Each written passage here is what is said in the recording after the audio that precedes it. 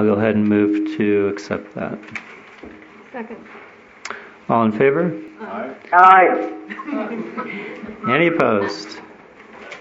That carries unanimously with one big loud aye. Thank you.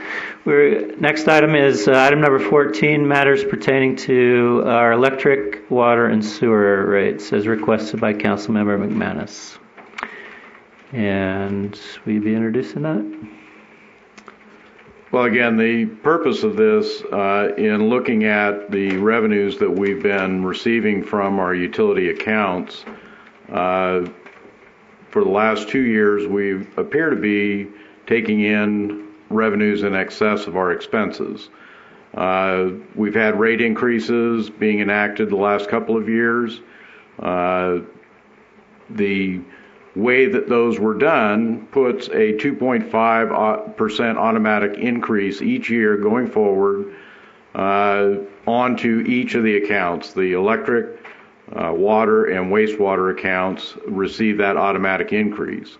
My concern is that that automatic increase is being imposed without reviewing what the revenues and expenses are each year and determining if that increase is necessary or not. I had included in the packet several points that I feel are important to this. There is one question about it as we look at the rate structure, the rate increase structure that was imposed by the council back in 2016. I just want to clarify that the rate increase for the electric fund, taking it up to 0.0950, is due next year, not July of this year. So we would not only be looking at a 2.5% increase in the water and wastewater starting this July, but then next year we would also have a rate increase, plus the automatic 2.5% would be starting in July of 2020. Is that correct? Okay. Again, the way it's expressed there, it's difficult to tell which fiscal year things are happening, but we do have these automatic rate increases set for the water and wastewater funds this year, and then on the electric fund, in addition to a rate increase next year on the electric fund. Having looked at the revenues for this year, the expectation in the electric fund puts us somewhere around $2.5 million revenue ahead of expenses. If we look at the water fund, the revenues are $12.6 million, the expenses are $11.2 million, and I believe that also includes the $2.3 million a year that is being paid for the debt on the underutilized raw water project. And then the wastewater is much closer, $2.3 million to nearly $2.2 million. But again, in each one of these funds, we are already taking in more money than our expenses are. And if we look back at projections from a couple of years ago, the revenues have been running ahead of what the projections had been. These increases have allegedly been based on a rate study that I believe was completed in 2015. Is that correct? 2015 is when that was completed? 2016, all right. We're now 3 years later. We're seeing the actual revenues that are coming in be ahead of the projections. And my concern is to continue to put automatic increases in place when we're already ahead of where we thought we would be. I just don't feel it's particular. I'd be happy to go over the individual points that I made in the memo if anyone has any questions about that. Any questions for Mr. McManus?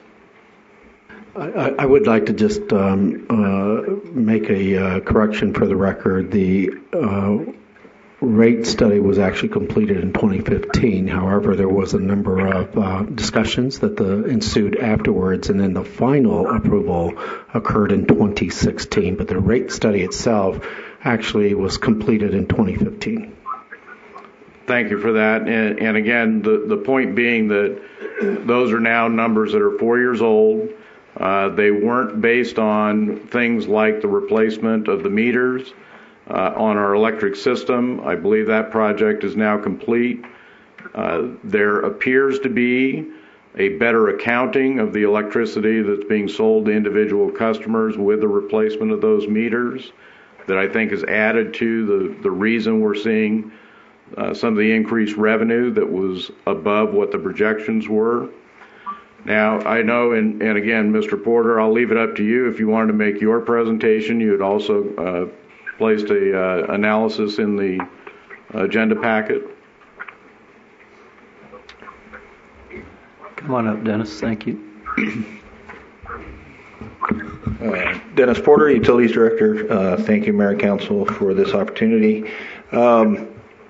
So staff did prepare a report.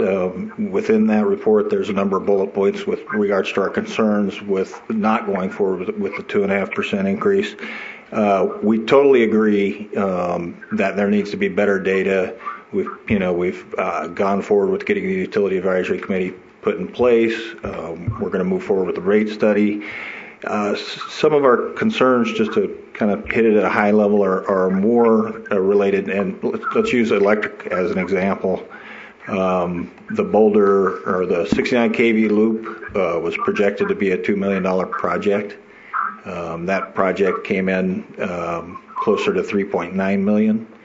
So some of the concerns staff have are just that. We have concerns about the construction cost and the escalation of construction costs, and so if we push off those rate increases, that could then just kind of exacerbate the problem once we get real good data and come back with a utility rate study that we can all have some faith and confidence in.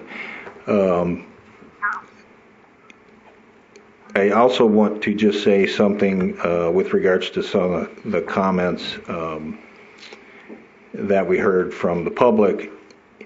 There is certainly a philosophy that was put into place with regards to the rate structure as it exists today.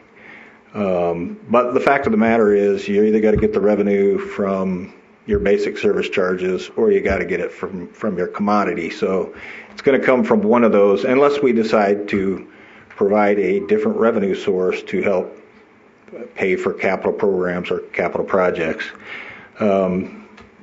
From a utility director perspective, just with regards to one of Councilman McManus's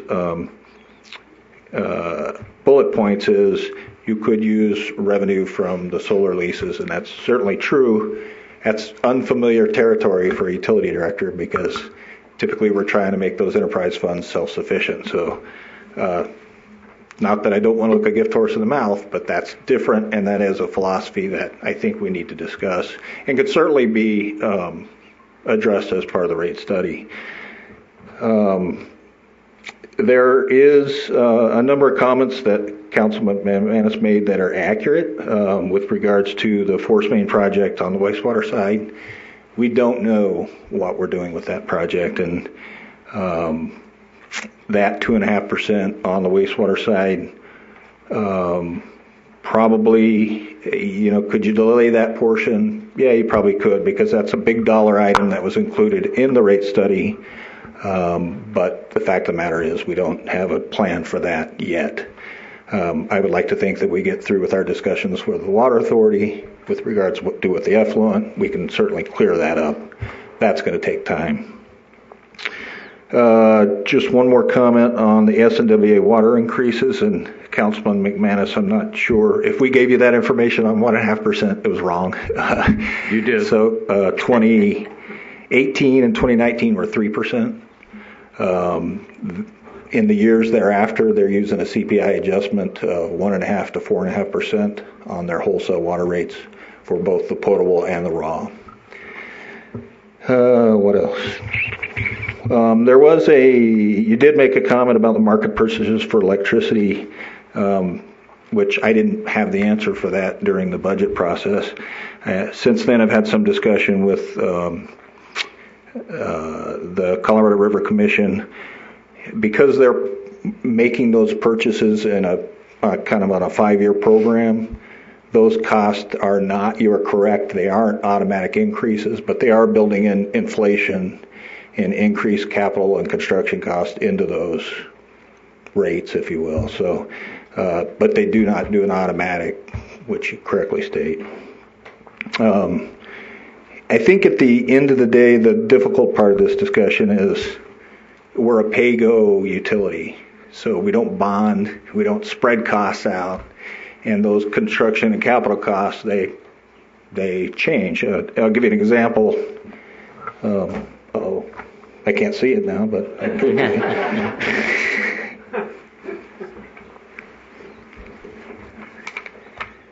The BC Tap to Buchanan overhead line is estimated to be an $8 million project.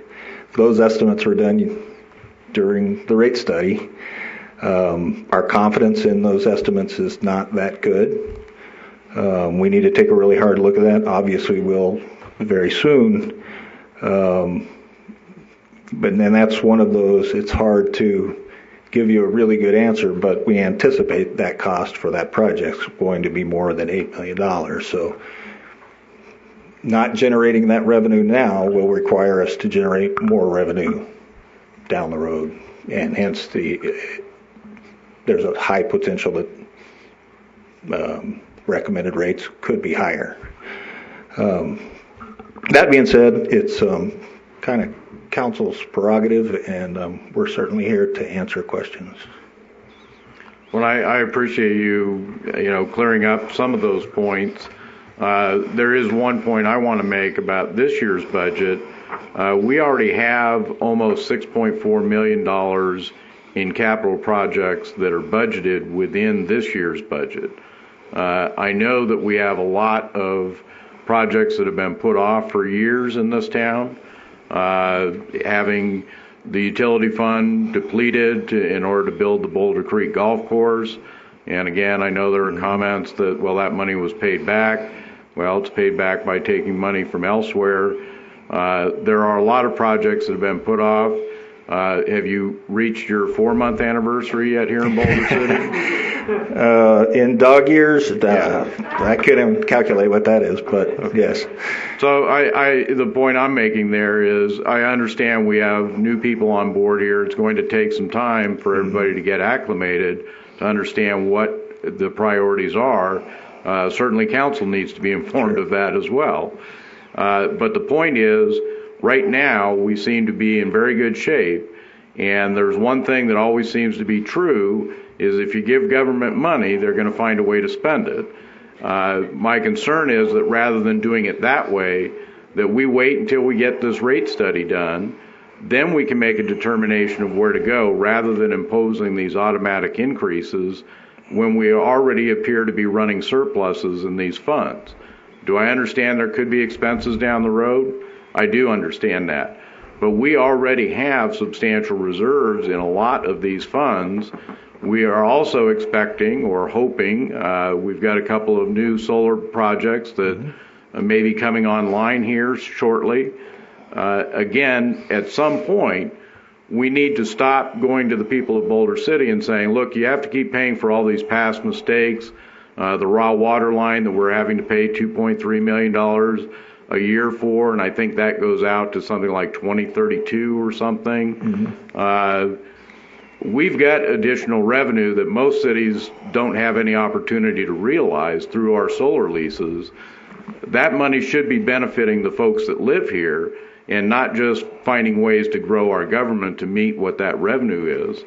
So again, I appreciate what you're saying. I know it's going to take you some time to establish the priorities, but my focus is rather than asking people to put more money in while we get all of that together, let's just hold on. We don't seem to be in the red on any of this. Let's see what we're going to do after the rate study is completed.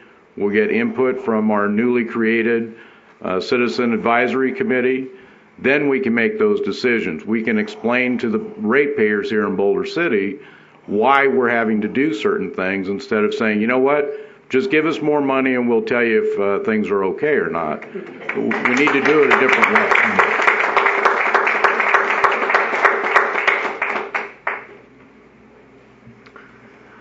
All right. council members, any questions, comments? Mr. Schuman? Okay. Mr. Murray, go ahead. Yeah, my comments are both philosophical and factual. First off, in terms of our 2.5% rate increase in perpetuity without any provision for formal review each year is basically boneheaded in my mind. Because if you take that 2.5% and compound it over a 10-year period, you've got a 28% rate increase. So it really is a poor way to raise money. The money should be raised as it is needed, with some provision for emergencies. And touching on what Mr. McManus said, I think, especially this year, we're going to get $1.8 billion projected income on our lease revenues. And in looking at the budget that's coming up, $1 million of that is going to be paid to various studies. And then at least that additional money is going to go for adding employees. And I want to thank Ms. Beltier for providing those paragraphs of descriptions of those employees. After reviewing them, I see that I believe there's a fairly high percentage of those that are not essential to providing services to the citizens of Boulder City, but are more like to have, would be a good idea, but again, they're non-essential. I have a problem with the data that was submitted in the packet on Thursday. I don't believe a lot of people have had an opportunity over the holiday weekend to dig into everything that was there. And one thing I found lacking was a format for the replacement rates. That if we're going to repeal something, we can't repeal it without having a replacement. And what I would like to see, and I think requires some further work, is a resolution for each one of these in the same format as the prior resolutions, so that you can do an A and B comparison on each item in those rate schedules. The other point is the fact that the approach that's being discussed, I don't believe is aggressive enough. And by that I mean, if you take a look at the connection charges, which in some cases have more than doubled, the comment was made by one of the people here earlier tonight about he has to pay $80 a month before he turns the light bulb on or turns the faucet on, and that $80 a month is like $960 a year. That's $1,000 a year, effectively. And I believe we have about 4,500 residential customers, and take that and extrapolate that, it comes out to $4 million or $4.5 million, and we got to get it from someplace. Well, again, we got that 1.8 million that's coming in. Not all of it should go in the manner in which it is right now. General fund, 80% and 20% capital equipment fund. We have, as council, the ability to change that formulation. And the real reason I want to change it is I'd like to see benefits derived from those older leases find their way into the pocketbooks and budgets of the citizens of Boulder City that are paying their monthly utility bills. The other items here, like I said, I believe that what's been presented here tonight is not comprehensive enough for us to take action on. But I also do not want to see a 2.5% rate increase come on July 1st. So I'd like to propose that we consider making a motion to defer this rate increase for a period of 6 months, not 3 months, but 6 months. At which time we'll have time to have a fully staffed Citizens Utility Advisory Committee up and operational to give their input. We'll have more time for our new utilities director to find his footing in this quagmire of information. And also, I think what would be important for us to do as City Council is to schedule our utility rates workshop that the public can attend, but we could consult with each other openly. City Council meetings themselves are difficult to have frank discussions. The workshop, you can have the discussions as long as you don't come to a decision. And so what we're trying to do is get the best ideas from all quarters of the citizenry, all quarters of our City Council. So I think that's an essential thing that would take place within that 6-month period. So, in rounding up, I agree with Mr. McManus's thrust here. I think it's not aggressive enough because it doesn't cover those connection fees.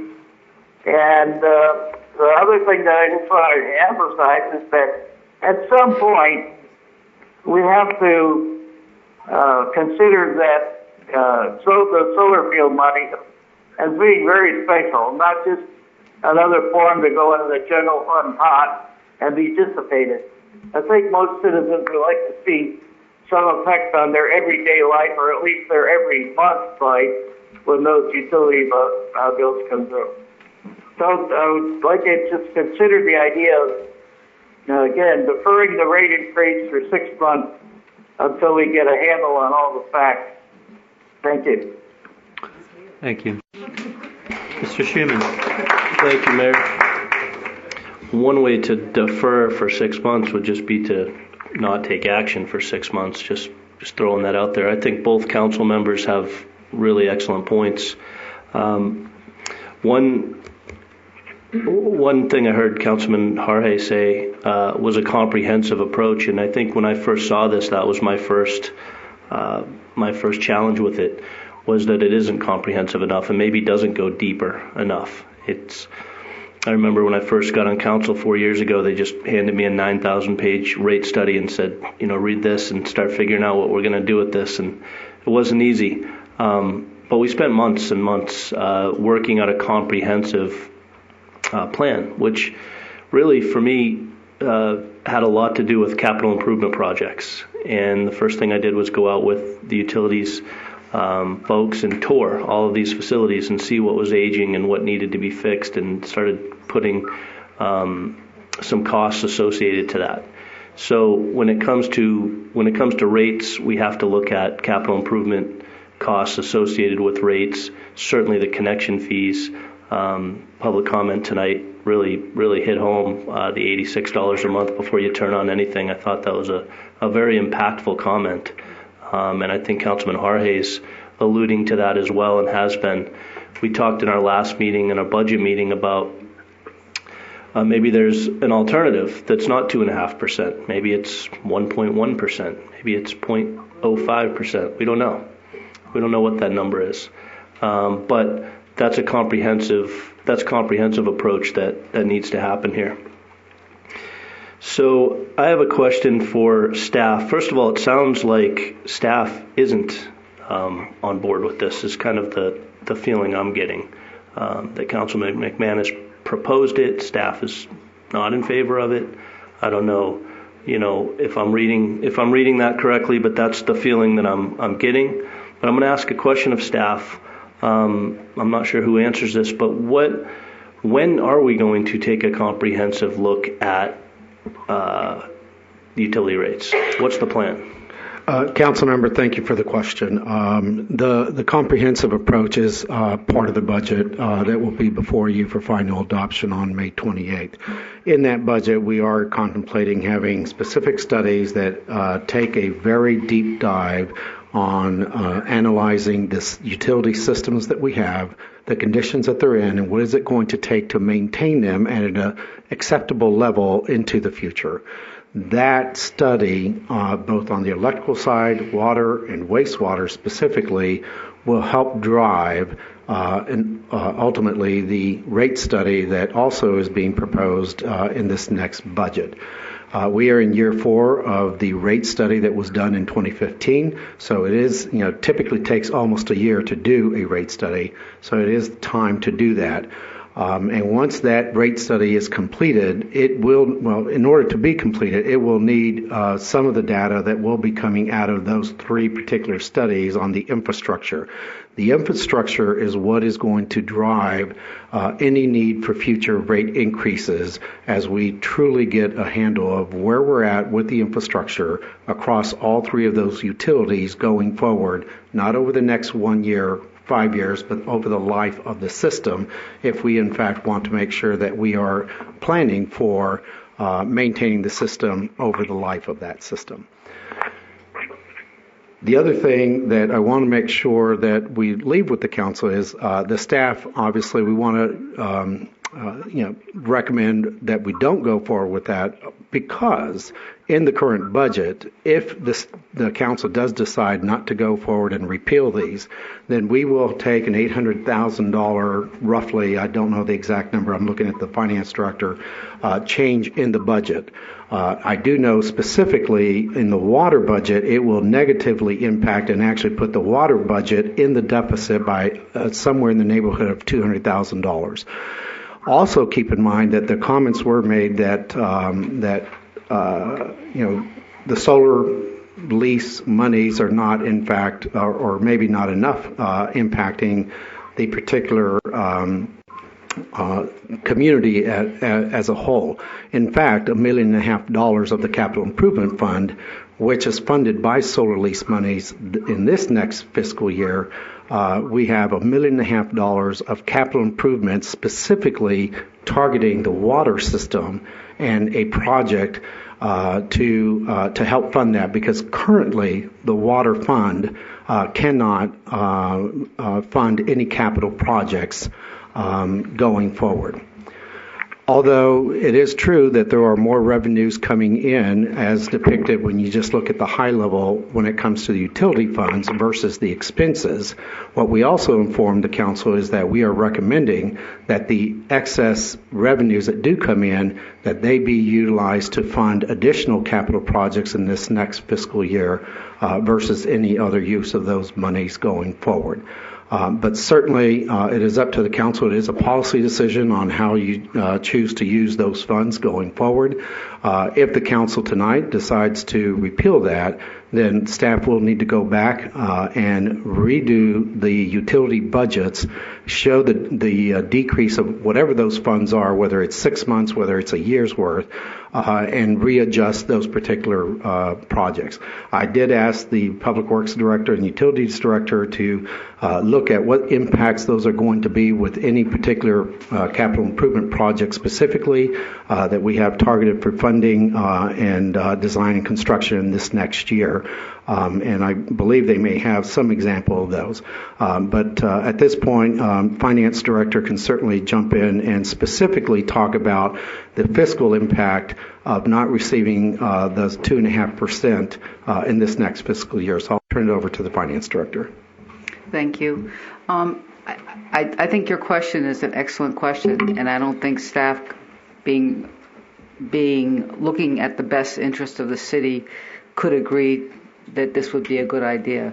And in the short term, there won't be a problem. But again, when we have all these unknowns on these studies that are going to be taking place, and we anticipate that a lot of the costs that we have right now in our CIP are probably understated, we believe that it could end up hurting the community in the long run, because then all of a sudden we'll come back with higher numbers and greater needs, and that'll hurt the pocketbooks of the citizens. I guess the other comment I'd like to Hey, make. please refrain from yelling out, please.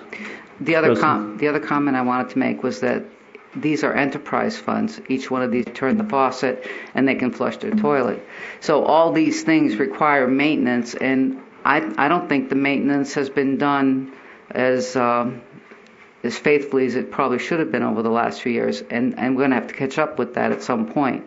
So I guess we cannot, as responsible public officials for the city, as in our positions, support this. Okay. And I think I provided that data during the budget meetings. Thank you for that long answer to that question. And Mayor and Council, just to kind of focus on the water fund just for a little bit, the way we would look at that fund, because it seems to be the one that's most impacted, is we would take a look at the projects that are scheduled for FY20. There's a number of projects there which essentially they're lower risk projects. If we don't do them, it won't likely lead to some sort of regulatory issue or something like that. There are projects that need to be done, but what would happen is they would be pushed out. So large meter replacement program and backflow replacements, which are in need of obviously being replaced. We have some pretty old large meters out there. Those do impact revenue, obviously, because they're probably reading low, not high. But those are the types of projects that we would most likely push out.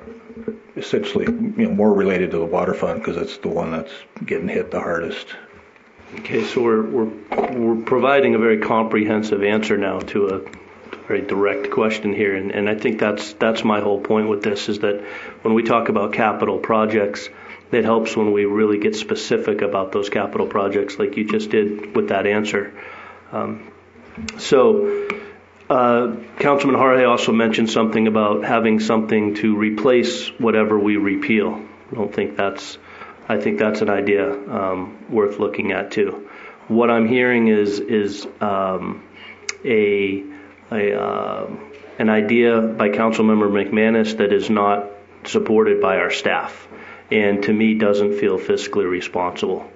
Not that I don't want to stop raising rates or lower rates or help with rates or study the rates. However, the way this has been presented and the way we're approaching this tonight doesn't feel fiscally responsible to me.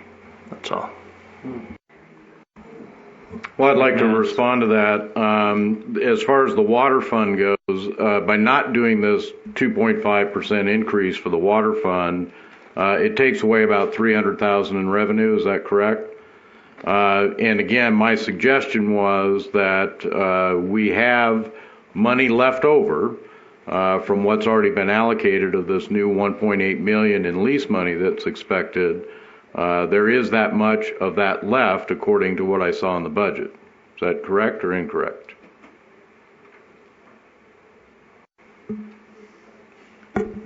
You're saying that there's 1.8 million left. You had a breakout of the 1.8 million that's coming in, how much was going to salaries, that type of thing. And it appears, at least from the calculation that you had included in the information we received, that there was over 300,000 that was not allocated from that 1.8 million. I'm not recalling which part of well, the we presentation can talk that was. about it, but I guess the point I'm getting at is I didn't just start throwing darts at a board and saying, hey, we can do this. I looked at the budget. I saw that there was money left. My understanding is, too, that every fund, not just our utility funds, but every fund in the city currently has a 20% surplus, a 20% reserve now. It's a reserve fund. Okay, so across the board within our city budget, everybody has a 20% reserve. Is that correct? I believe so. Okay, so again, to try and frame this as, well, somehow we're going to be hurt by this, when we apparently have the capital now that we could refocus, we have substantial reserves already, and we are already looking at projects that are out there on the horizon for new solar lease money to come in. So I just want to make sure that this suggestion is not characterized as some fanciful flight of mine that, we just won't do it. With regard to pushing this off for 6 months, we did that last year, and exactly nothing was accomplished by doing so. We took no action. We let the 6 months go by. That saved a little bit of money for the ratepayers, but nothing was done. It just went into effect the same as everything else. There was no work done to look at how the revenues were coming up against the expenses. And again, I didn't just look at this year's budget. I looked at the last 3 years' budgets. And we seem to keep running surpluses and then getting rate increases on top of that. Capital projects that were supposed to have been done have not been completed, which leaves even more money in those reserve accounts if we never spent the money. I understand that the money needs to be spent, but the fact is we've not spent that money. It's still sitting there waiting to be spent. As far as how our system has been maintained in the past, well, it's never been maintained. And it all rolls up to where we are at the present day, where we do have needs that have to be addressed. But the fact is we have millions of dollars each year in our capital budgets that don't seem to get expended for capital projects. They get put off. So that money didn't go away. It's still there. It's still waiting to be spent. We just never seem to spend it. Before the accounting changes had been made in the utility fund, that fund was showing a $22 million reserve. Some of that I understand, I believe $5 million of that was set aside for a rate stabilization.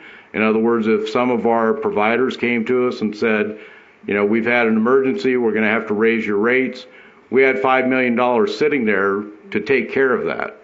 Now all of a sudden we break this out. Though a lot of those reserves seem to have evaporated, and yet we're still showing surpluses in the revenue we're taking in is exceeding the expenses that are being budgeted. So I want to get away from this, you threw something out there that we weren't going to do something. I've looked at these numbers. We have surpluses in these accounts, and I think it's very important that instead of postponing something, we tell the ratepayers, you know what? Until we really get a handle on things, we're not going to keep asking you for more money. It's important that we leave that with them. So I think there's a lot in here. I would, again, encourage all of the council members to take a look because the information that was included in the packet, I think, shows pretty clearly that money is there, it is available, and we're not going to go in the red until we get this rate study done. I'm assuming we're looking at a rate study being done. It should start shortly after the fiscal year, and we expect it to be done in the springtime and presented to the council before the actual budget for operations and maintenance for FY 2021. And what essentially will happen will be there'll be a number of meetings with the Utility Advisory Committee. There'll be a number of meetings with the Utility Advisory Committee to inform and educate early on. During that same time, we'll be doing the engineering aspects of the condition assessment studies, and so there'll probably be a little bit of a lull after the initial, touring facilities, educating them on the rate structures and rate philosophies and all those things we need to do up front. Educate them on the O&M budgets and those sorts of things with each one of the utility funds. There'll be a little bit of a lull because we'll be waiting for the results of those studies. And then towards the spring of next year, we would be hopefully getting into more of the meat results for those studies that would help us populate the capital improvement plan for the next 5 to 10 years, which obviously that would go back to the rate consultant to start crunching those numbers to see what those things look like. The discussion here is incredibly healthy because a lot of what we're talking about with regards to the 2.5% really is bigger than that because we're talking about what the rate structure is going to look like in the future, and we're really not quite ready to have that discussion yet.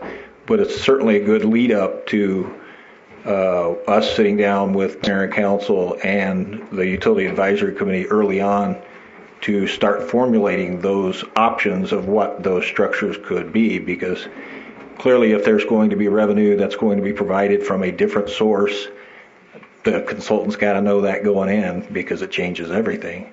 And that's something, obviously, we'd have to get input and feedback from mayor and council, as well as the utility advisory committee, because that in essence is going to lead a lot of what the results of that rate study are going to look like. Thank you for that clarification. Again, that does bring out the point, though, that for 60 years of neglect of our utilities, which is obvious when you look at many of the infrastructure components here in town, to say we can't afford 10 months until we get that study done. Again, I don't think that's the case, but I also think that if we put the 2.5% in come July 1st, it's never coming back out. Councilwoman Levitt. I'd like to comment. Go ahead, Mr. Harvey. First off, a correction of Mr. McManus. He had mentioned that we had a 6-month deferment last year, and that's not the case. It was a 3-month deferment, and the sole reason for that is not having a rate increase go into effect at the highest peak energy use, which has further caused difficulties for folks to adjust. So there was a 3-month deferment, and there was no action tied to it. The reason for 6 months is that, and we can structure in such a way that things must be done at the end of that 6 months. So it isn't just a period of as a deferment, but it's a period that, one, get the input of the Citizen Advisory Committee, and get the input from other folks in the city as well. And that realistically is going to take more than 3 months to come up with that information. That's why I propose that we defer it for 6 months, because right now the documents before us are not even appropriate as a replacement document. I don't see it as the same format as the previous resolution, and I wouldn't want to vote on something that doesn't have the full form and structure. But I also don't want to let the community hang out on another 2.5% increase. I would think that we have to do something about that, obviously, before it goes into effect. And now seems to be an appropriate time to discuss it. And now also seems an appropriate time to discuss the follow-on that we do at the end of it. Because at the last year's resolution to defer, it was just to defer it. There was no promise of doing anything else. And I agree with Mr. McManus. It accomplished only the fact that people weren't hit with their high rate increase or the rate increase during the warmest months of the year. But it was not intended to do anything. That's why I'm saying a 6 months with an intention to actually have an output that we can act on is more reasonable. If you look at the document that's before us in the packet, I don't believe there are many people that have looked at it since last Thursday and understand all of the implications. So it's going to take some time for that to be discussed and explained, and also to have a replacement resolution in place, even if it's a temporary one, rather than to let this rate increase go into effect. And I agree, once it's in effect, it's not going to be rescinded. So that's my comment. Thank you. Councilwoman Levitt. Mr. Mayor, I agree with Councilman Harhe in that when we deferred that last payment, I don't know that there was any action that we were to take. But I think we're really in a unique position right now because we do have a new utilities director, and we have just formed this Citizens Advisory Committee, and they haven't even been selected yet.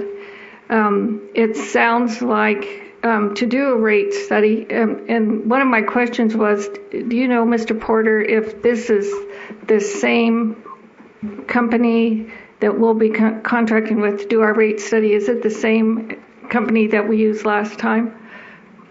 No. Because It will not be the same company. In fact, I'm not even sure the last company is still in business. They were a small company who have since retired, is my understanding, but they may be around. That being said, we will be using one of the premier rate consultants in the country. They've done hundreds and hundreds of rate studies, not only for small communities, but small, big, large. They have staff that are well qualified to do this type of work.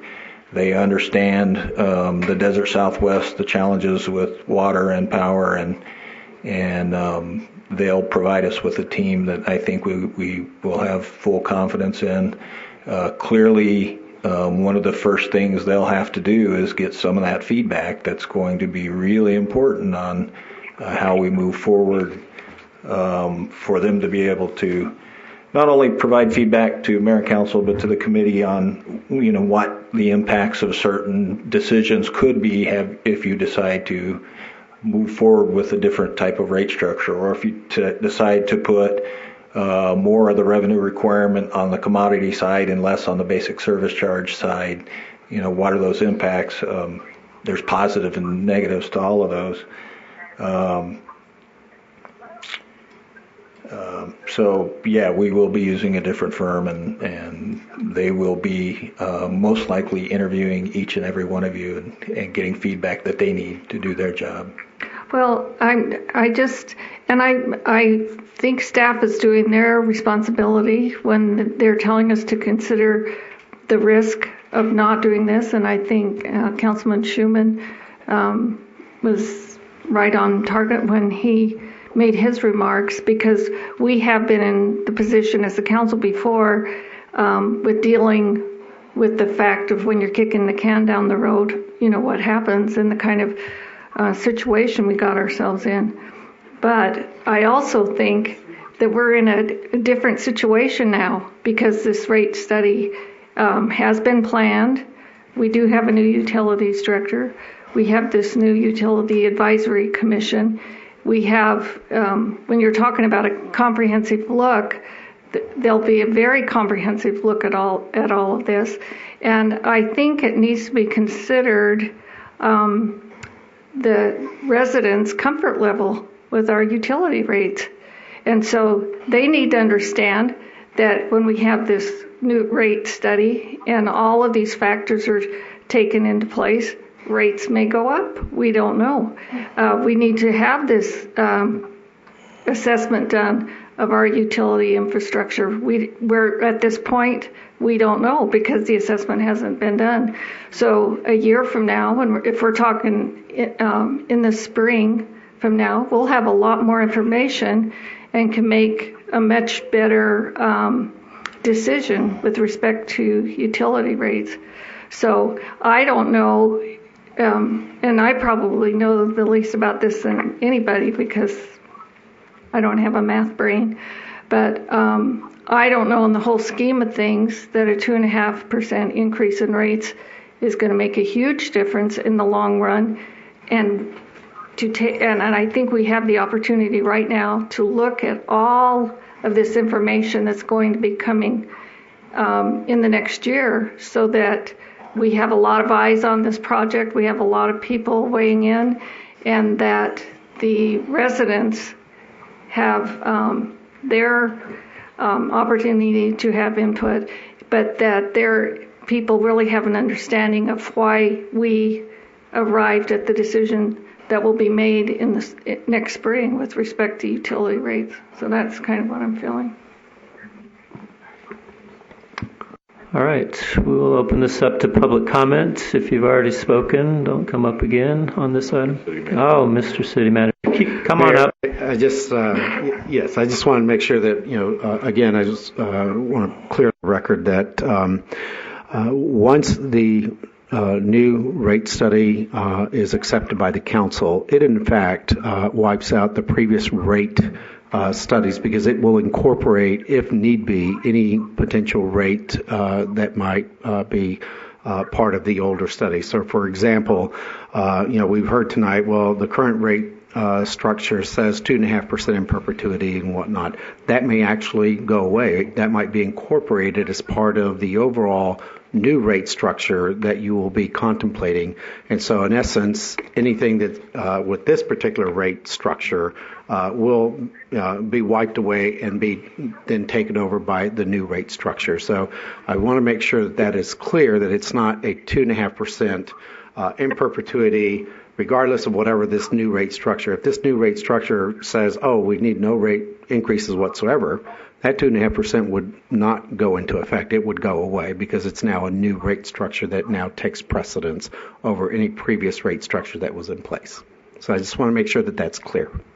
Thank you for that clarification. I think that brings out another point that I had made earlier. The information that this is being based on, this 2.5% increase, was established in 2015, 4 years ago. The projections that were arrived at in 2015 have proven to be short of the actual revenues that have been generated from the increases that were imposed. So once again, we're running ahead of target right now, based on what was in that 2015 study.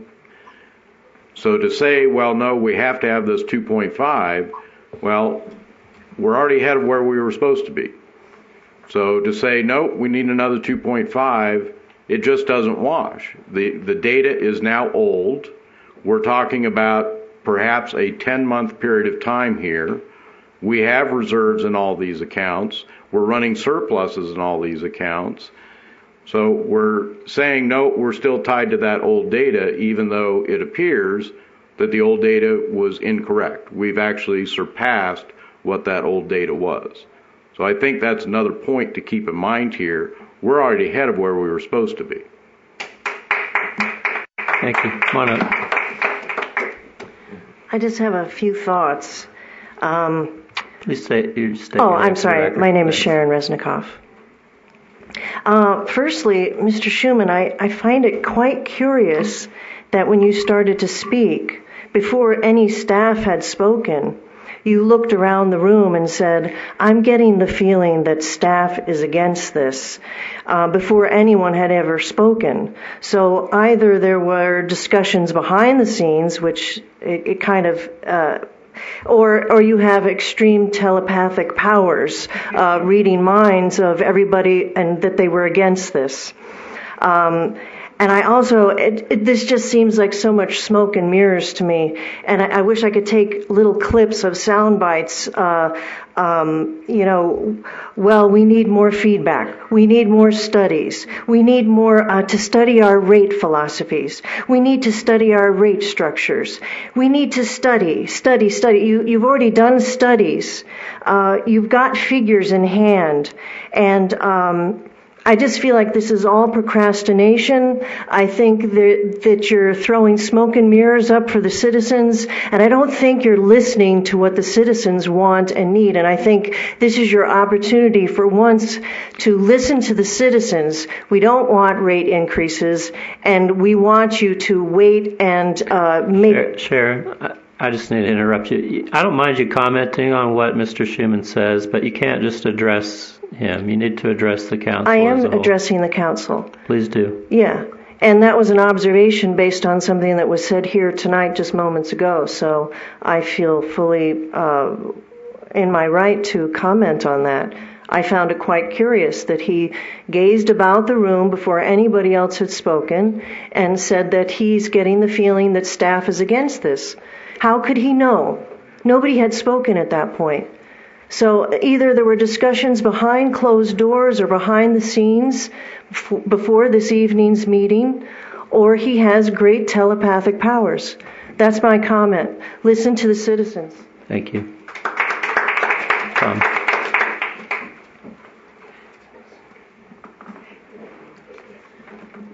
Hello, my name is Tom Tyler. I'd like to say something for our restricted income people as far as our rates. Boulder City If a family uses 6,000 gallons of water, their bill is $51.90. If we charge Henderson rates, their bill is $22.03. If they use 16,000 gallons of water, Boulder City pays $91.90, where Henderson, the charge is $44.23. We reward people that use more water. When they use 40,000 gallons of water, Boulder charges $141.03, where Henderson charges $133.41. Now, I also compared some things with the commercial things. Cascada Golf Course, if we charged what Henderson charges for their water rate, we would have picked up almost $750,000. There's that much difference in the rates. They got a special rate or whatever, I don't know. But I mean, we really need to go through our rates and find out, what's going on. So that's my comment. We should not reward high use. We should just do the opposite. Thank you. Thank you. Others? Tracy. I'm Tracy Folda. We also have a $1.23 million transformer that was purchased last year and sat for a year. So I have a real big question about what you're doing with money from the citizens, and does that come out of our utility fund, and the negligence or, impact that our money, where is it going? We've had these studies done, and it looks like the study was wrong because we have more money than what the study said we were going to have.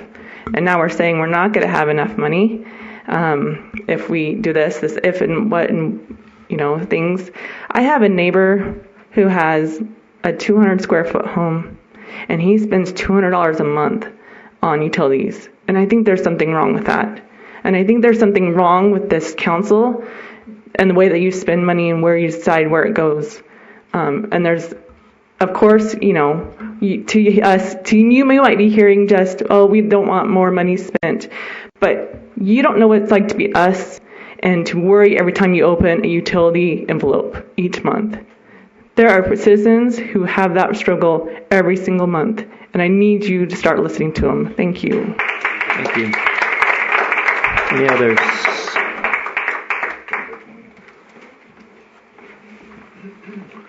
James Howard Adams. I just wanted to echo the sentiment that I feel the rate increases that happened in 2016 were flawed, just in the fact that it does burden, I think, unfairly those with lower fixed incomes.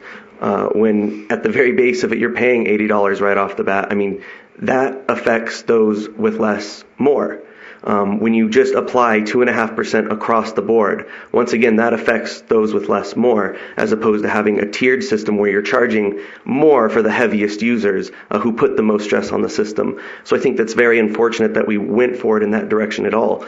To me, it sounds like the city's infrastructure isn't going to crumble apart if we don't get this 2.5% this year. And if we're going to be having an entire new rate study that's going to be done, which it sounds like is going to change everything, I don't understand why we can't put this off, because if it's going to be changing everything anyways, it can take into account any money that might have been lost right then. We have the reserves. Reserves are there to be spent in case they are needed. We don't even know that they aren't going to be needed to be spent.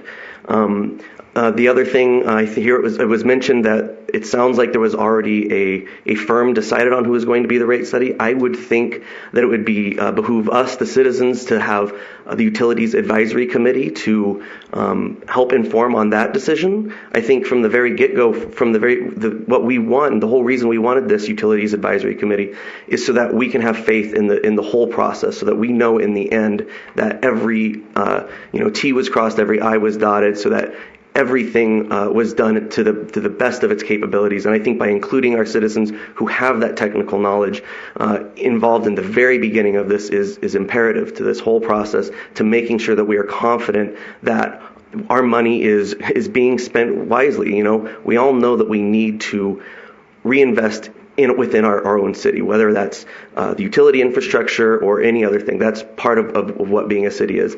But we need to have confidence that it's being done in the right way. And I think I know personally I feel this way, and I know that many feel the same way, is that there isn't that confidence right now. And I think to just go along with this 2.5% increase because we might need it for the next 10 months, it sounds like. Without that, everything could blow up. I don't know.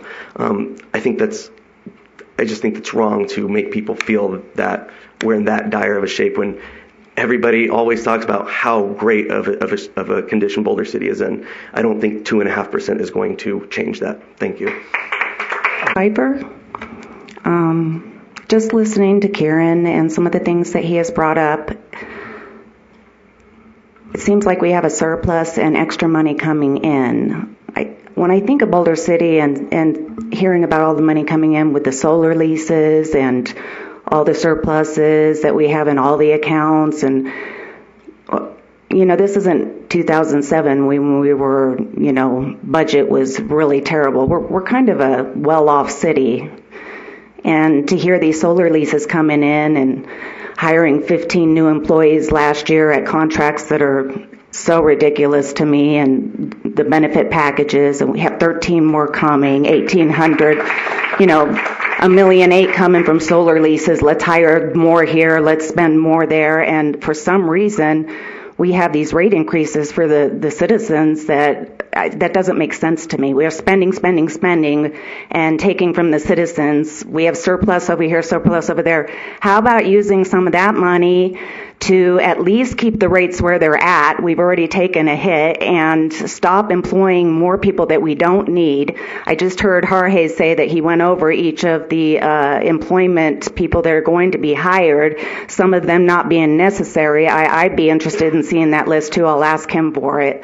But let's stop spending money at the top and stop taking from the people at the bottom. And keeping things level right now sounds really good to me. I'm sure if we run into an emergency, there's money somewhere in all those accounts. Maybe not hire 13 people, maybe only hire necessity people and keep that money to the side in case we need it. Thank you.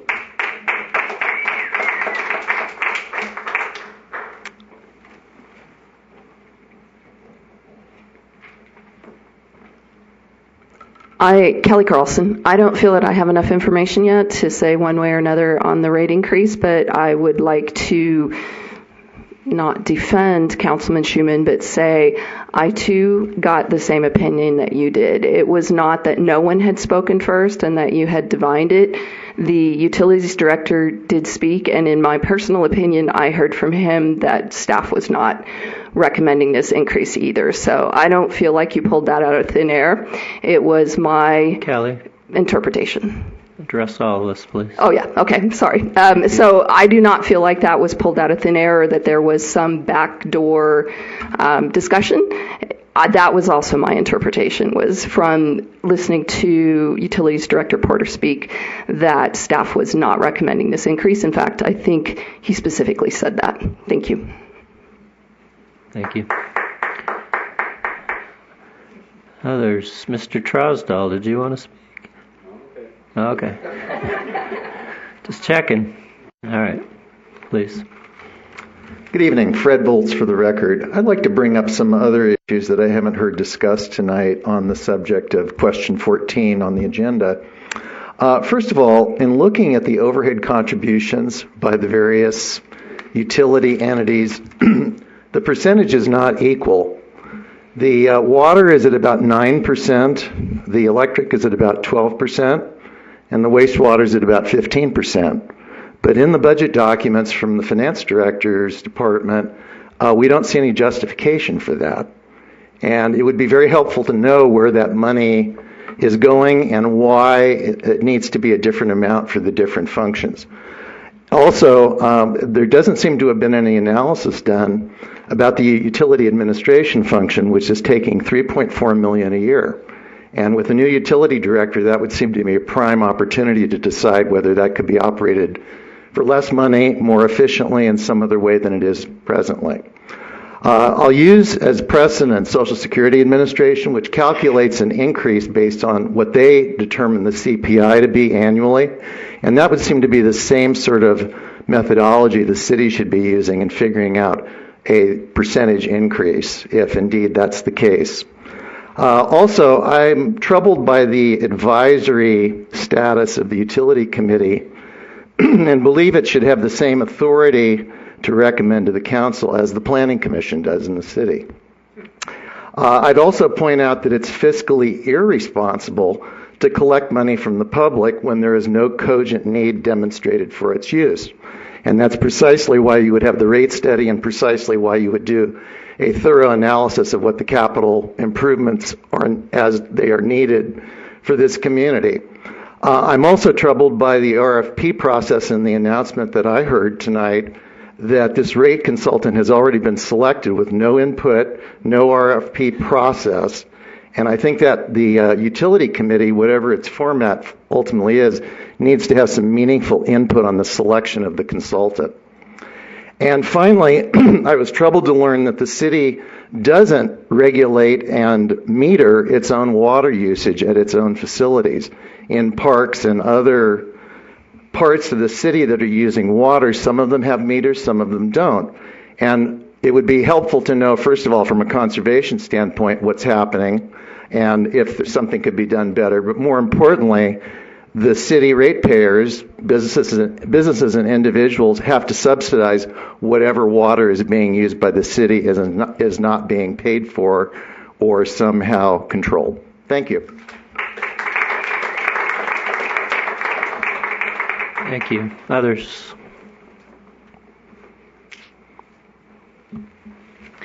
All right, we will close our public comment period.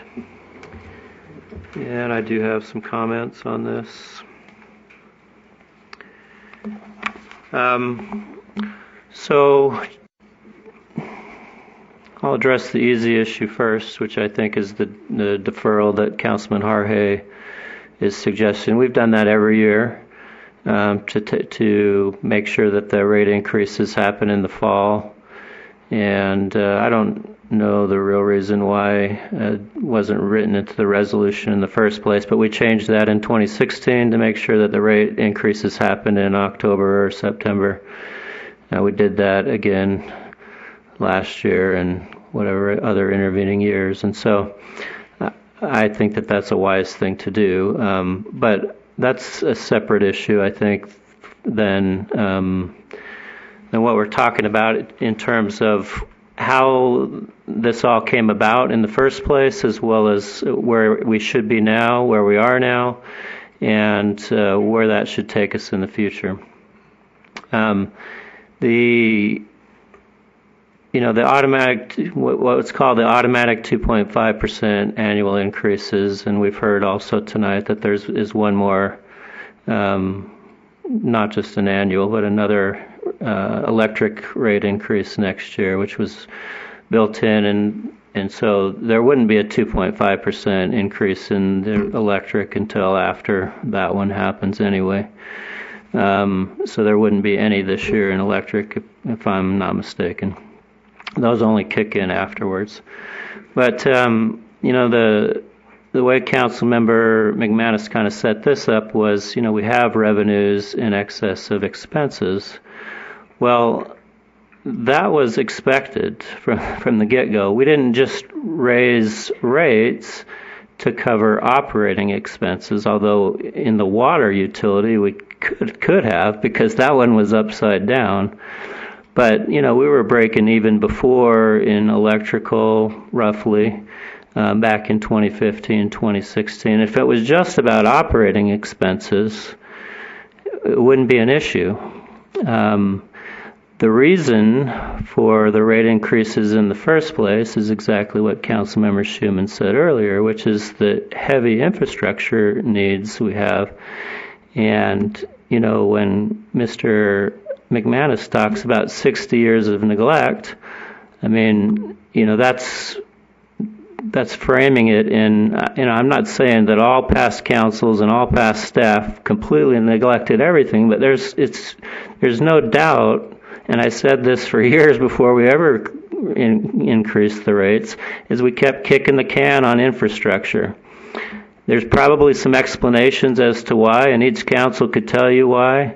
I know we had a recession. That was one reason why, that we weren't able to spend lots of money on infrastructure projects during, the ensuing years after 2008. But the rate increase was necessary because of a huge aging infrastructure need. And you can't just talk about these things in a vacuum and not and throw that aside, because the infrastructure needs were the only reason we did it in the first place. And not just based on a 5-year plan on infrastructure, it was a 10-plus year plan. And because we had to especially get our electrical utility back up to where it needs to be. And we're just barely starting into that. There is a pacing issue because you can only go so fast. There's only so much you can do in any given year. I mean, in an ideal, perfect, utopian world, you would redo all your utility infrastructure all at once. But you can't do that because you don't have enough resources to do it. You don't have enough staff to do it. You have to, you can't just shut down everybody's utilities all at once and just redo every part of the utility system all at once. So this, of necessity, is tapered in over time.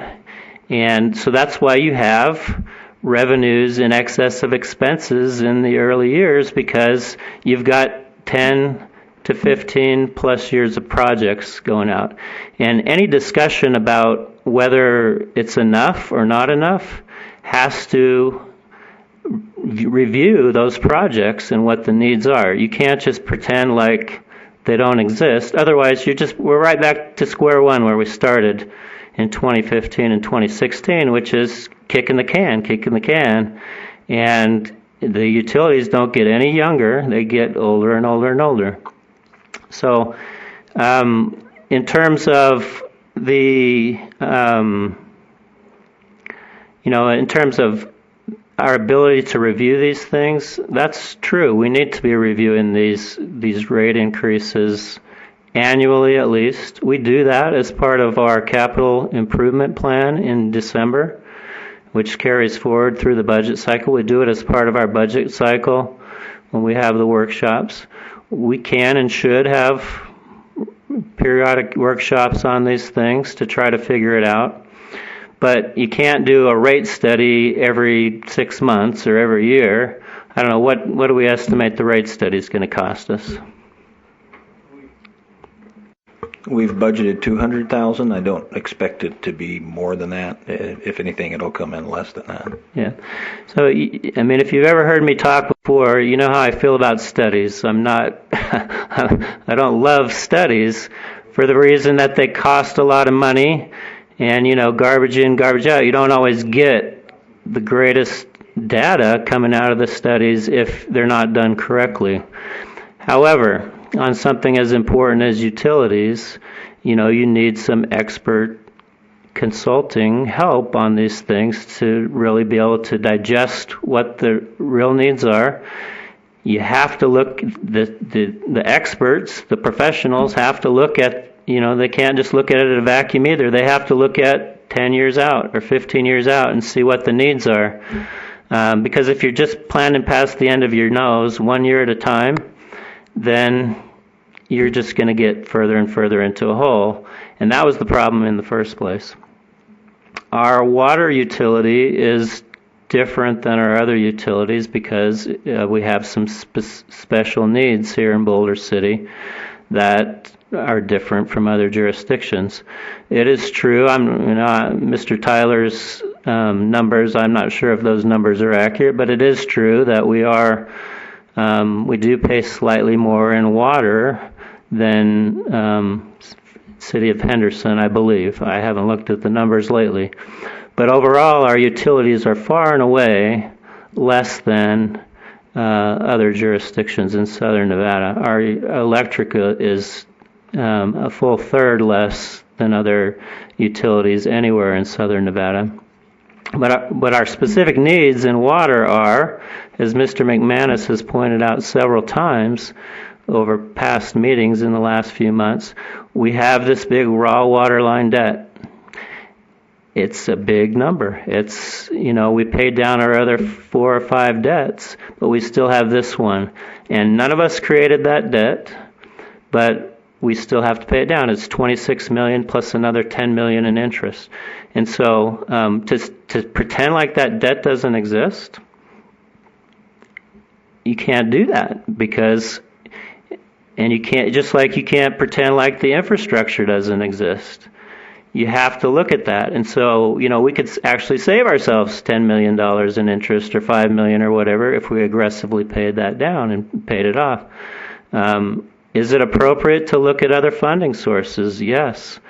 Boulder City is unique in that regard as well. We do have solar lease revenues, but we also have, restrictions on our ability to incur debt and spread things over time. And so, yes, we need to look at these things often. We need to look at them annually at least, but you can't do a rate study annually, but we are going into a rate study. We did create a utilities department last summer. We hired our utilities director just a few months ago. We moved for and created the Utilities Advisory Commission just recently as well. And yes, that's an important part of what the Utilities Advisory Commission could do, is to be involved in getting the citizens involved, giving feedback. To the extent we have expertise on that committee and commission, they can weigh in on that and help us understand it. But to hijack that committee's job in advance and say, no, we don't need to do this, that's wrong. Because in 2016, when we raised the rates, it was to cover all these needs. And it was, at the time, it was $125+ million in infrastructure needs. And has been pointed out many times on various different projects, costs continue to rise on that. So what was $125 million back then maybe is $175 million or $200 million today. It's hard to know until you have another rate study. Do we need to do another rate study? Yes. But the day you get the rate study, it's old. And you can't do them every month. So we need to let that process go forward so we have the best information we can have at our fingertips and then make a decision based on that. We can't do it in a vacuum. I kind of agree that the wastewater, the sewer is inconsequential relative to those other two utilities. We're better than other jurisdictions on that, but that particular one wouldn't make a difference one way or the other. Compared to the other two, it is inconsequential. So I disagree that we're ahead of target. I think we're still way behind target. I don't know the exact number that we're behind, but I know that we're way behind because we have $26 million plus $10 million in debt to pay off. We have an upside-down water utility. A couple of years ago, the Southern Nevada Water Authority increased our rates. Mr. Ensminger was here tonight and didn't talk about that, but that was passed through and it's part of it. I don't disagree that maybe, one area we should look at is the service charge, because, no two utilities do it all the same. You can compare apples to oranges all you want. You can compare Boulder City to Henderson to Mesquite to New York City to Houston, Texas. Doesn't matter. You will not find a gold standard right way to do it. One does not exist. They're all different because they are all unique communities, and Boulder City is unique in terms of what our infrastructure needs are, what our size is, how we operate our utilities, and on and on and on. You can't compare exactly. We try to keep our utilities less than what other jurisdictions that are around us pay. And, people that move in from Pennsylvania, they go, wow, what's everybody complaining about? Because you guys are so low. I pay 3 or 4 times as much from where I come from. That's not to say that, we still shouldn't try to keep them low. We do. But you can't just pay for things out of thin air. You have to pay for them with something. One of the criticisms that we had to deal with when we were actually, it's kind of funny how this comes full circle, but back in 2015 and 2016, everybody was talking about you need each utility to be self-sustaining, and you should not pay for utility infrastructure needs and utility operations with other funds. You should pay for utility infrastructure needs with utility rates. That was what we were told by everybody that stepped up to the microphone. You need to do it that way, not pay for it with some other funds from somewhere else. And even people suggested it would be not responsible to pay for with solar release revenues. I'm not saying that's the case. But that's a debate that needs to happen, and that needs to be with data on the table and with information about, if we're taking that, exactly how much do we have? Is that really going to make a big difference in the overall amount? Because when you're talking about $1.5 million a year or something like that, maybe it does. But compared to $200 million in infrastructure costs, maybe it doesn't. That's something that somebody has to do the statistical analysis on and tell us if it's, what kind of dent it's going to make in there. And, so the goal of all of this was to take care of our debt, take care of our infrastructure needs, get it back up to snuff, and it was that one day, we could either give a rebate or we could reduce these utility rate increases, or we could get rid of them altogether. But part of the reason that we got into the hole we got into is because there weren't annual increases, and what costs were in 1990 are not what costs are today. There is inflation, like it or not.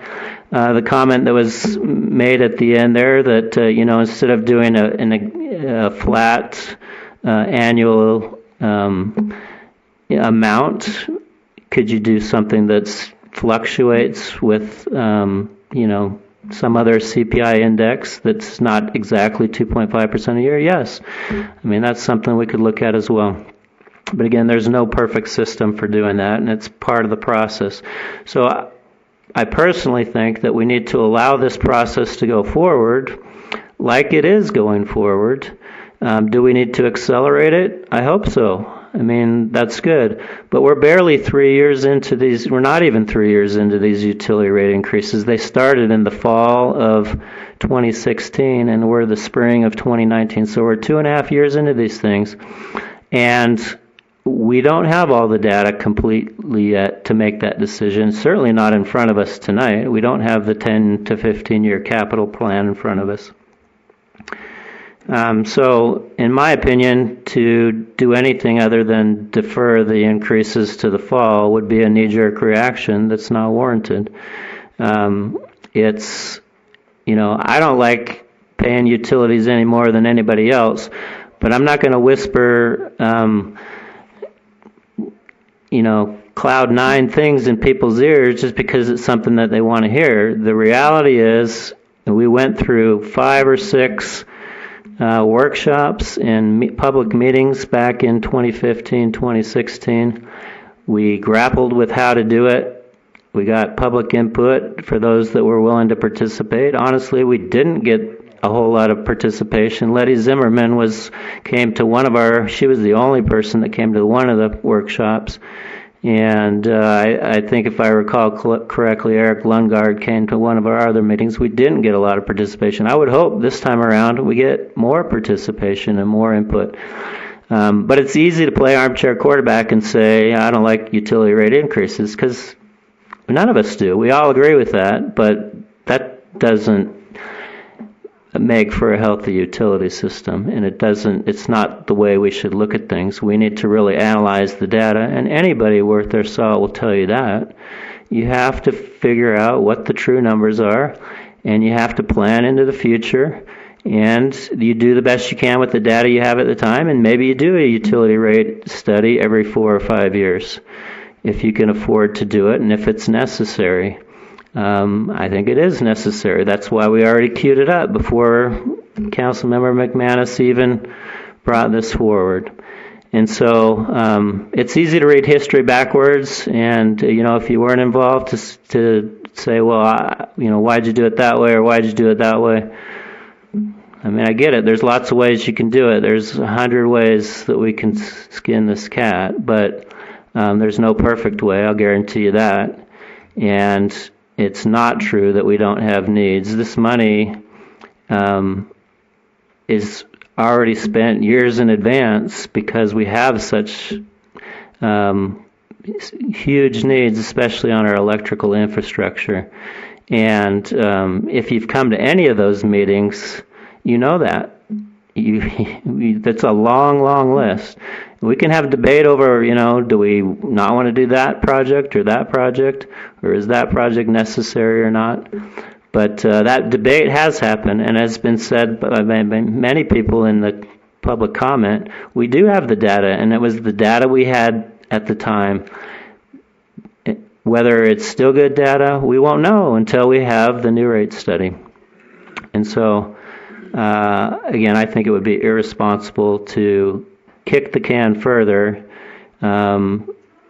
because we've already gone through that process. And let's just go through this process again and dial in on exactly what it should be going forward as best as we can. It won't be perfect. 5 years from now, there will be other people that will criticize us for what we do this time around because nobody has a crystal ball. You do the best you can with the data you have at the time, based on the studies you have, based on expert help, and you try to project out what the remaining useful life is of your utility infrastructure.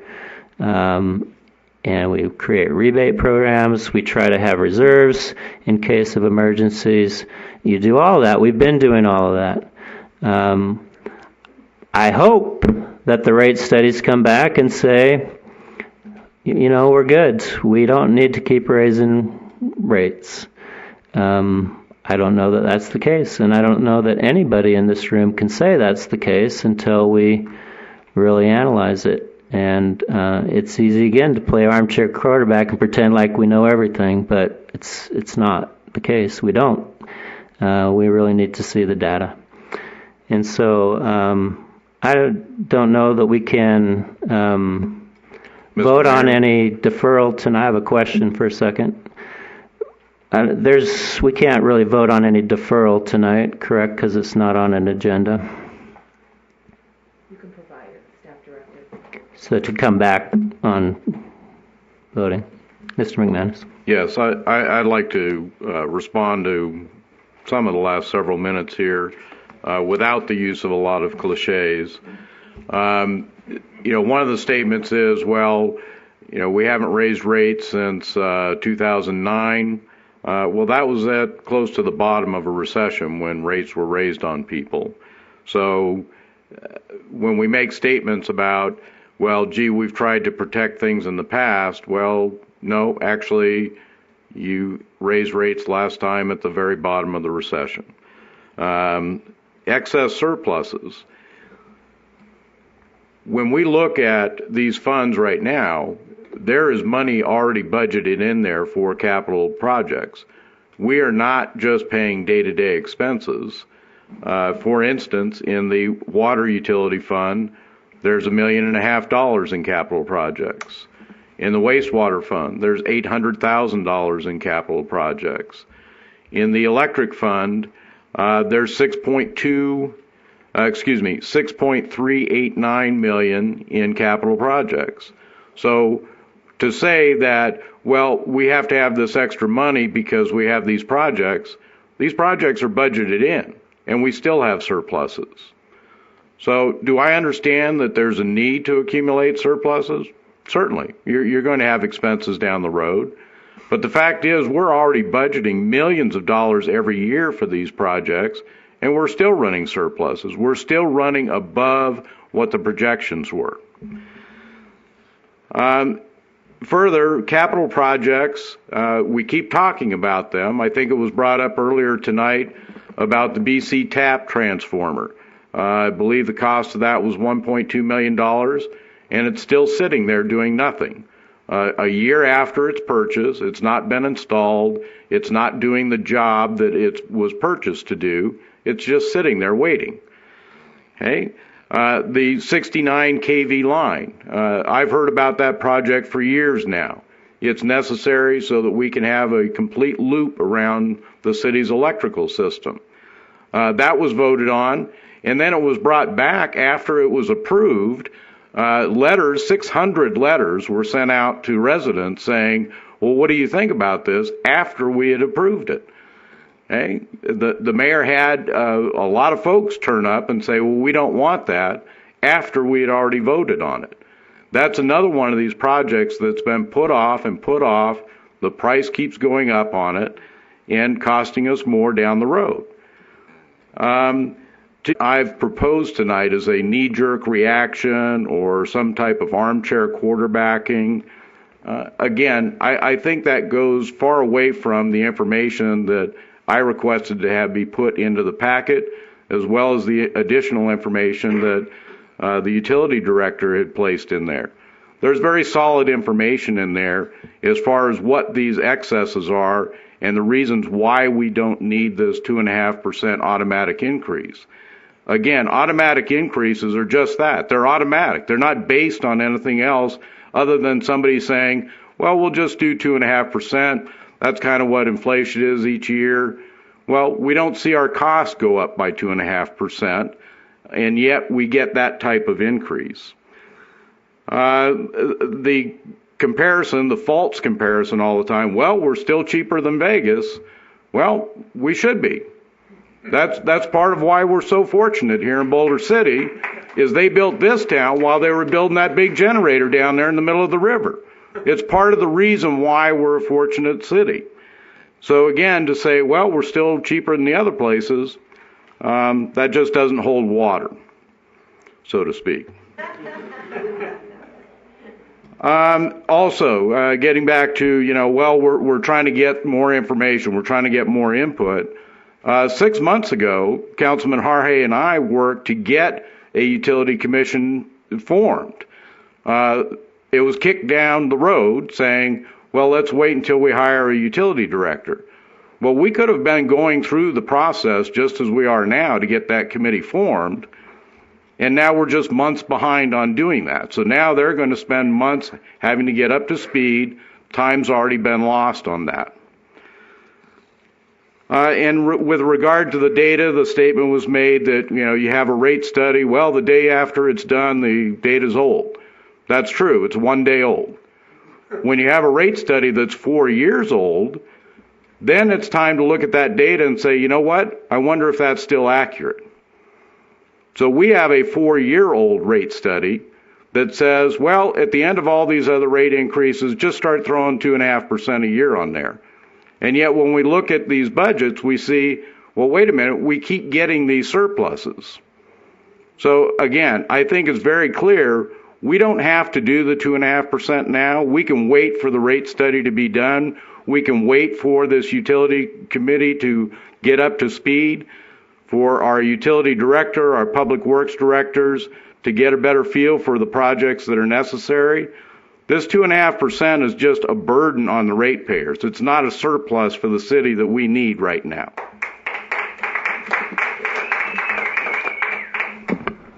Any further discussion? Yes, I have some comments. I have a question for the city clerk. In the agenda, this agenda item 14 is shown as 3 separate resolutions: 6926, 6927, 6928. However, in the agenda packet, there's no wording for these resolutions.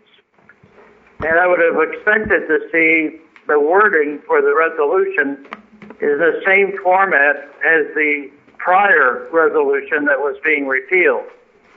Because as it is, there's no replacement. All it says, we're repealing the prior, like in the case of 6926, we're repealing number 6489. So I don't even know if we can act on anything tonight. Councilman Hari, I think I might be able to help you with that. This agenda item is worded for possible action on the repeal. Normally what we would do if we are going to go ahead with the repeal is we would direct the city attorney to come up with these resolutions. I didn't write the resolutions initially. My recommendation is to repeal the automatic increases that are in there, and that would be the direction given to the city attorney, is to write new resolutions that would do so. And we can do that tonight. We can give direction to the city attorney. Is that correct, Mr. City Attorney? Thank you. So in effect, you're only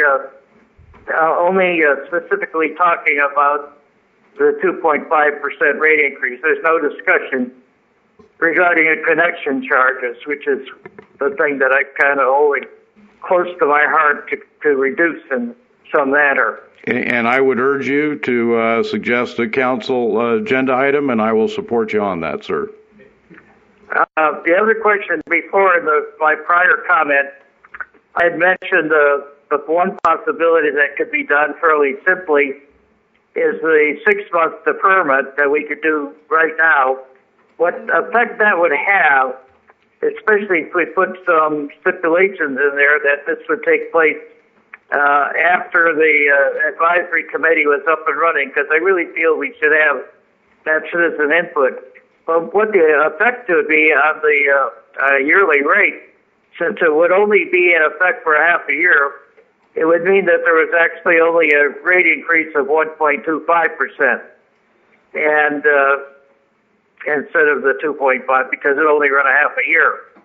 And as a result of the input from the Citizens Advisory Committee and other sources, before that 6-month deferment ends, we would then move to have this repealed or replaced in a way I would hope that would include connection fees. I'd like to take care of it in one swipe to give some comfort to the folks who are paying electric bills, who have no way to conserve because the connection fees are regressive.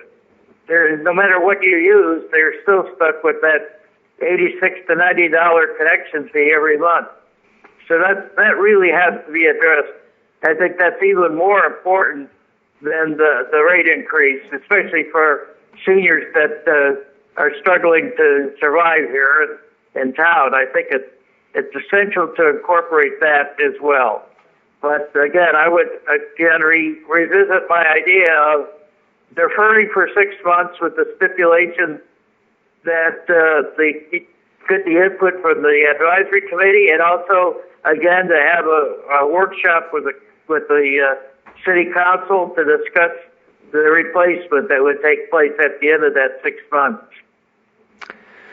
So I'll go ahead and turn that into a motion, because I'm not in favor of, without data, repealing these resolutions, but I do agree that we should direct staff to defer the rate increases, or to come back with a resolution to defer the rate increases to, I would just say, October. That's approximately 6 months. And I certainly don't mind directing staff to come back at the appropriate time to look at the service charges. But we're going to be looking at all of the data. So, I mean, that's the main directive I would make, is to defer for 6 months. And I'd turn that into a motion. The rate increase, it would only be a 4-month delay. It's not scheduled to go into effect until July 1. Therefore, if you're going to delay it 6 months, it would be January 1 for the 6-month delay. I would agree. Okay. I'm fine with that. January 1. I'll amend my motion accordingly. I'll second. All in favor? Aye. Aye. Any opposed? Any further discussion?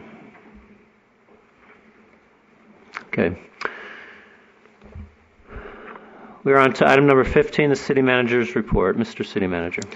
Mayor and Council, there's no information to share out of the ordinary on those two reports. Okay, we're to our final public comment period. Anyone wishing to speak in final public comment?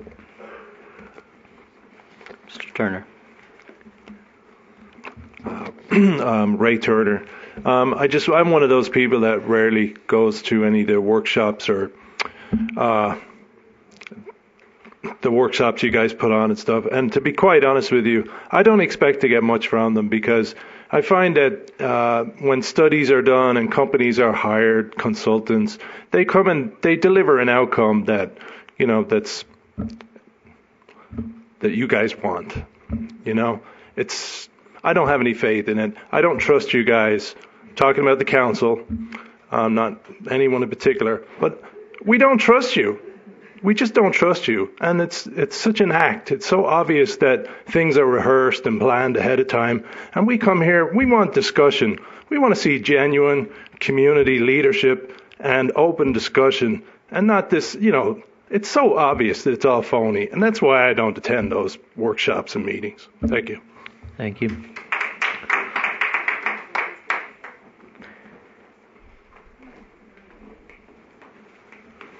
Crystal Hoskins, I just wanted to talk a little bit about the water waste that the city actually does that we pay for. There is extreme overwatering going on the lakeside during the canal area. I ride my bike nightly. I'm going through quite a bit of water every night, ruining shirts from the splash up from the tires. And maybe we could cut back a little bit of the grass because it's a lot of grass too. Thank you. I will agree. I've ridden through those channels, and there's a lot of water coming through there. Others? Would it be appropriate for me to make a public service announcement? Sure. We got one more public comment, I think. Before everybody leaves.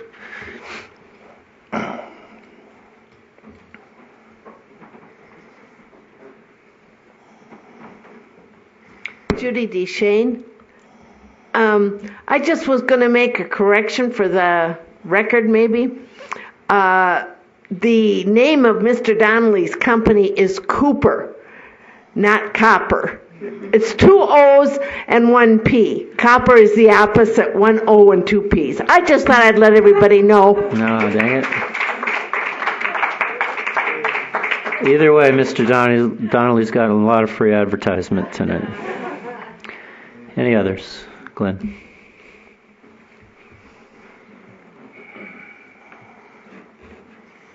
My name is Glenn Fan. Good evening again. I've got just a kind of a comment. There's been a big push by the city for pushing the swimming pool project, $40 million plus. And everybody says that no, the city's not pushing it. It's just education about the ballot. Well, my question is, I don't know how many of the meetings they've had now. It's been 6 or 8 or whatever, recently, whatever. But, I haven't seen any classes, shall we say, or instructions about the other ballot questions.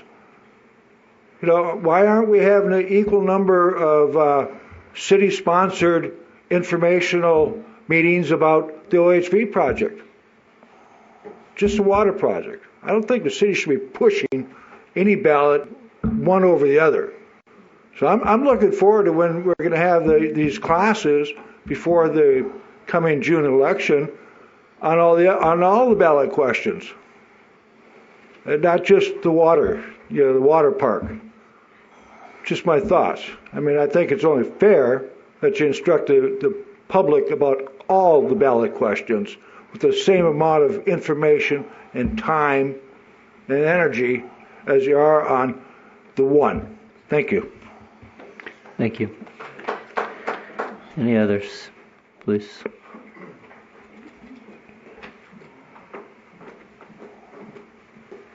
Linda Barnett. When Notre Dame was burning, there was a really beautiful quote in the Times. It said something like, "We've failed as a civilization to be caretakers of this priceless history." It really made me think of Boulder City. So I wanted to specifically thank Ray Turner. When Ray came on the scene here, it was all about historic preservation. I had to laugh when somebody was citing Ray that he shouldn't have been on the Historic Preservation Committee because some other girl who lived in the historic district was going to be better than he was. I'd like to thank Councilman McManus, Ray, and the Boulder City History and Arts for really caring enough about that building to want to raise money to pay for that roof. And as higher power would have it, they contacted Mr. Donnelly, however it came through. I mean, I just think they have made such a big difference in this town, and I think everyone is waking up to historic preservation, that we will not move the gardens to a different spot. I don't know if it was you, Mr. Noyola, but I was amazed today that the sculpture garden was cleaned up. It looked beautiful. I'm not sure who was responsible for that, but thank you. Was it you? It was city staff. Yay, bravo. So I hope we'll okay, well, whoever it was, thank you. Hey. I hope it's, what will keep happening. It looked beautiful today. I was amazed. And I just, again, want to thank Boulder City History and Arts, Councilman Ray, and whoever really cares about this town. I think we're seeing a turnaround. We did lose the hospital. I didn't live here. It wasn't a big deal to me, but it meant the world to a lot of people, and we lost it because nothing was in place. So we're hoping that that's going to be changing, and thank you for everyone who cares enough to be a part of that. Thank you. Thank you. Any others? Mayor, Council, Victor Miller, resident of Boulder City. And I just want to say we saved the hotel. So we've been doing saving our history for a long time, and a lot of people worked very hard on that. We shouldn't forget that this has been an effort for a long time in Boulder City to save our history and our historical nature of our community. And so I'm glad it's continuing to go on, but it's nothing new. It's something that has been historic. Thank you. Thank you. Others? Okay, we'll close our final public comment and move to City Council reports. Yes, public service announcement. So, and I'm sorry for not mentioning this earlier, but I just wanted to know, since there is a lot of energy around rates and the utility funds, we do have the volunteer forums out there on the internet. To date, we've only received 6. There's obviously a lot of people who are interested in, obviously, how those funds are structured and how we pay for the all of our expenses and how the budgets are arranged. So I guess I'm making a public service announcement to feel free and apply because we do need more than, obviously, we need a minimum of 7. Right now we have 6. I intend, at least for now, to leave it open for a minimum of another couple of weeks, but it would be appreciated if we could get more folks to apply. Thank you. Okay, council reports. Mr. Harre, do you have anything? No, I'd just like to second Mr. Schumann's request for volunteers. I would like to get our Citizens Utility Commission up and running as soon as we can, but we'd like to have the best possible folks with the best possible skills to sit on that to advise the council. So, again, I encourage anyone that feels that they can have significant input into our decision-making for personal utility issues to contact the city clerk. I think it's online as well. You get a volunteer form, fill it in, and hand it in. Thanks. Thank you. Councilwoman Levitt. Mr. Mayor, in collaboration with the LVCVA and the Chamber of Commerce, we hosted the second annual Boulder City Showcase at Cascada last Friday. It was a great venue for for this event, and it really showcased Cascada as well, because as you all know, it's not a private golf course anymore, so it does host public events. So I hope they got some business out of the showcase. We had more Boulder City vendors than we did last year. We had 20 vendors and probably 40 to 50 participants, meaning tour groups, smaller tour groups, and meeting and party planners. It was very successful. We had a lot of connections were made, not only between the vendors and the participants, between vendor and vendor. So I think it was very successful. Also, this Friday is historic home tour. I think it's the first time we've ever done this in Boulder City. I just asked Alan before the meeting. I think there still may be tickets available, and you can go on the NevadaPreservation.org website to get tickets. And that this historic home tour was as a result of holding the showcase last year. Jill asked me to announce Spring Jam is coming up the first weekend in May. They have many more attractions and events than they did last year. It'll be very exciting, so I hope everyone gets out and supports that event. And also the same day, it's a very busy day at Veterans Cemetery.